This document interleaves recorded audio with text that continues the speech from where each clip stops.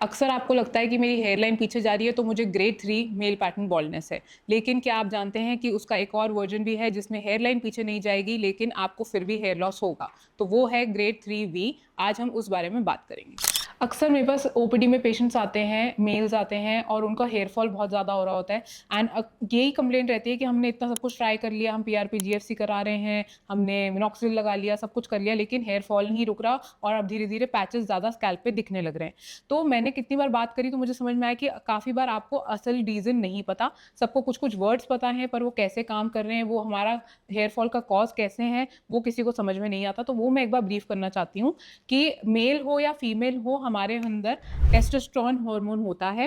Testosterone जो आपका होता है वो रोज़ आपका 10% डीएचटी में जाके कन्वर्ट होता है 5 अल्फा रिडक्टेज़ एंजाइम की वजह से।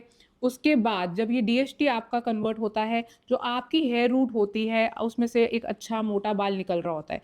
लेकिन उस बाल के पास एक रिसेप्टर होता है जिस पे जाके डीएचटी चिपकता है और धीरे-धीरे इस बाल को पतला करता चला जाता है और धीरे-धीरे ये रूट आपकी गायब हो जाती है। तो जब ये रूट गायब हो गई तो आपका यहाँ से बॉल्डनेस स्टार्ट होती है। तो इसको हम मेल्स में कैटेगराइज़ करते हैं ग्रेड 3, 4, 5, 6, 7। तो जब आपकी ये ग्रेडिंग होती है, यहाँ से यहाँ में आपका प्रोग्रेस हो रहा होता है और आपके धीरे-धीरे सारे रूट्स गायब होने लगते हैं और यहाँ पर जब आपका होता है तो कौन-सा ट्रीटमेंट काम करेगा और यहाँ पर हमें क्या इंटरवेंशन करना है, कब हेयर ट्रांसप्लांट कराना है, उस बारे में हम बात करें। काफ़ी बार आप कन्फ्यूज़ होते हैं कि ये कौन-सी स्टेज है, क्योंकि इसमें आपकी हेयर लाइन पीछे नहीं गई है उतनी एविडेंटली, लेकिन क्राउन से बाल जाने लग गया है। तो ये हमारी स्टेज रहती है स्टेज 3V। तो 3V में ये आपका वर्टेक्स है जो खाली होने लगता है, लेकिन हेयरलाइन में उतने ज़्यादा एविडेंट चेंजेस नहीं है, लेकिन आपको ये वाला पैच ज़रूर बॉदर करता है। तो इसके लिए आप अपने ट्रीटमेंट्स शुरू कर देते हैं। आप यहाँ पे पीआरपी लेते हैं, आप यहाँ पे जीएफसी लेते हैं। तो जब पीआरपी, जीएफसी करते हैं तो आपको यहाँ पे ज़्यादा ग्रोथ नहीं दिखती और वो इसलिए नहीं दिखती क्योंकि यहाँ के आपके फॉलिकल्स जो हैं वो डैमेज हो चुके हैं। तो पीआरपी, जीएफसी बहुत ज़्यादा ग्रोथ नहीं कर पाएँगे, एटलीस्ट उतनी तो नहीं कर पाएँगे कि इतना डेंसिटी आपकी यहाँ पर मैच करने लगे। सो इस केसेस में आप बोलते हैं कि अगर हेयरलाइन पीछे नहीं गई तो शायद आपको बॉदर भी नहीं करता, लेकिन अगर ये पैच आपको बॉदर करता है तो ट्रीटमेंट प्रोटोकॉल क्या रहेगा या इसमें क्या कराना चाहिए? सो इस एरिया को ट्रीट करने के लिए the only option is here transplant. इस पैच को आप उससे कवर कर सकते हैं। हेयर ट्रांसप्लांट अगर आप बोलोगे कि मुझे यहाँ पर हेयर ट्रांसप्लांट नहीं कराना तो मेरे लिए क्या ऑप्शंस रहेंगे? तो डेफिनिटली पीआरपी, जीएफसी जैसे ऑप्शंस आपके लिए खुले हैं।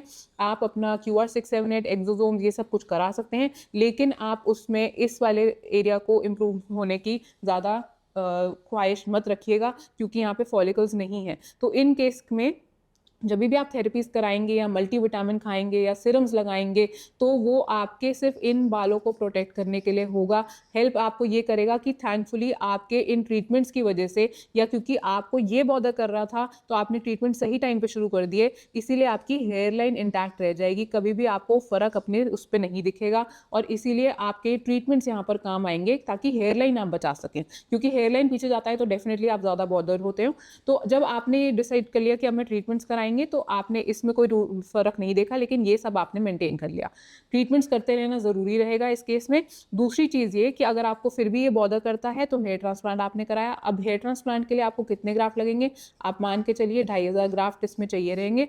जब 2500 ग्राफ्ट आप यहाँ पे इम्प्लांट कर देंगे तो आपकी ये वाली डेंसिटी, ये वाली डेंसिटी, ये वाली डेंसिटी सारी मैच कर जाएगी, फुलर इफेक्ट रहेगा, डेंसिटी ओवरऑल ठीक रहेगी, इतना बॉदर भी नहीं करेगा। और लेकिन यहाँ से 2500 ग्राफ्ट लगाने के बाद आपको अपना ट्रीटमेंट ज़रूर कंटिन्यू रखना है।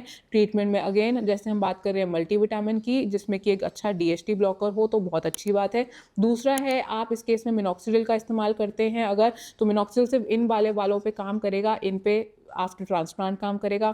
फिनेस्ट्राइड इसमें एक अच्छा ऑप्शन और मस्ट होना चाहिए क्योंकि फिनेस्ट्राइड आपके इन बालों को बचाएगा डीएचटी के इफेक्ट से, ताकि ये वाले बाल जो आपने ट्रांसप्लांट कराए हैं, ये अगर डेंसिटी दे रहे हैं तो कम से कम ये डेंसिटी मेंटेन रहे, फर्दर थिनिंग ना हो। तो फिनेस्ट्राइड इसमें एक अच्छा ऑप्शन रहेगा। फिनेस्ट्राइड अगर आप ओरली ले सकते हैं तो ओरली, नहीं तो टॉपिकल फॉर्म में, किसी भी फॉर्म में आपको शुरू कर देना चाहिए इस स्टेज में, क्योंकि आपकी हेयरलाइन अभी तक बची हुई है।